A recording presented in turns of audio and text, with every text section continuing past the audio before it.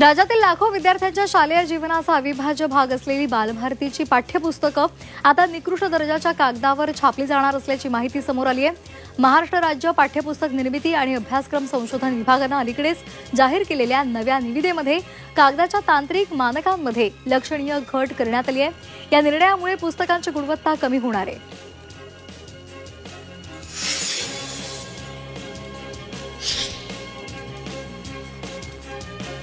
पुण्यातील भिडे पूल वाहतुकीसाठी पुन्हा बंद करण्यात आलाय। मेट्रो पुलाचं काम सुरू असल्यामुळे तिथली वाहतूक पुन्हा बंद केली आहे। डिसेंबर अखेरपर्यंत या पुलाचं काम पूर्ण होणं अपेक्षित आहे। तोपर्यंत हा भिडे पूल वाहतुकीसाठी बंदच असेल।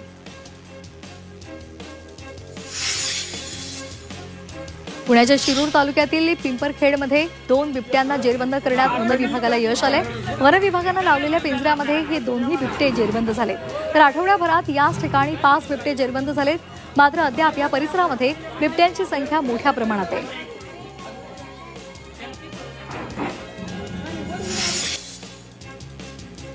मुख्यमंत्री देवेंद्र फडणवीस आज नाशिकच्या दौऱ्यावर आहेत। अखिल भारतीय महानुभाव परिषदेच्या अधिवेशनासाठी मुख्यमंत्री देवेंद्र फडणवीस नाशिकला जाणार आहेत। एका महिन्यामध्ये दुसऱ्यांदा ते नाशिकच्या दौऱ्यावर जात आहेत।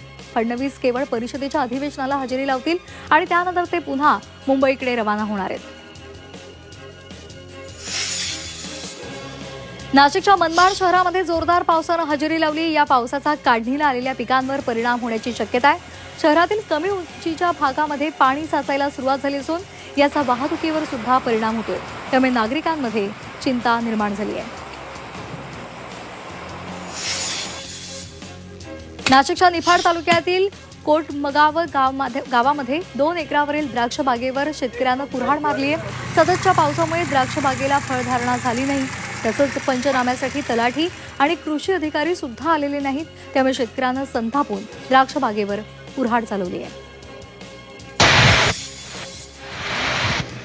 नाशिकच्या येवल्यामधल्या धानोरेमध्ये जोरदार पाऊस झालाय। या ठिकाणी अनेक शेतकऱ्यांनी नुकतीच कांद्याची रोपं लावली होती, मात्र आता या पावसामुळे कांदा रोपामध्ये पाणी साचल्यामुळे रोपं कुजण्याची शक्यता आहे। त्यामुळे शेतकऱ्यांची चिंता वाढली आहे। नाशिकमध्ये ऐन दिवाळीच्या गर्दीमध्ये आपल्या ताब्यामधील रिक्षा रस्त्यावर कुठेही लावून वाहतुकीला अडथळा आणल्या प्रकरणामध्ये वाहतूक पोलिसांनी 3 दिवसांमध्ये 62 रिक्षा चालकांवर गुन्हे दाखल केले। या कारवाईमुळे रिक्षा चालकांचे धाबे दणाणलेत। सर्वाधिक 36 रिक्षा चालकांवरील गुन्हे मुंबई नाका पोलीस ठाण्यामध्ये दाखल झालेत। इतर 15 वाहन चालकांवर कायद्याचा बडगा उगारण्यात आलाय। नाशिकच्या देवळाली गाव इथे एका घराच्या पुढे चार्जिंगला लावलेल्या इलेक्ट्रिक दुचाकीनं पेट घेतला। या आगीमुळे दुचाकीसह घराचं आणि एका 4चाकी गाडीचं नुकसान झालंय।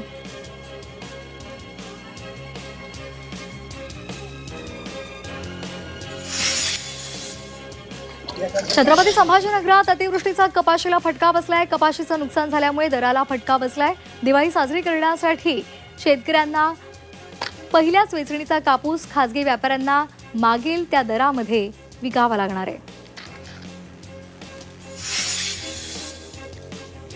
छत्रपती संभाजीनगरमध्ये नवीन पाणी योजनेच्या वीज खर्च कपातीसाठी 400 कोटींचा सौर ऊर्जा प्रकल्प उभारण्याचा निर्णय घेतलेला आहे। महापालिका प्रशासक जी श्रीकांत यांनी या संदर्भात निर्णय घेतलाय। नवीन पाणी पुरवठा योजनेचा पहिला टप्पा डिसेंबर अखेरपर्यंत पूर्ण होईल। छत्रपती संभाजीनगरच्या पखोरा शिवारामध्ये 3 एकर ऊसाला शॉर्ट सर्किटमुळे आग लागली आहे। महावितरण कंपनीच्या लोंबकळणाऱ्या तारांच्या शॉर्ट सर्किटमुळे ऊस जळून गेलाय। यामध्ये शेतकऱ्याचं लाखो रुपयांचं नुकसान झालंय।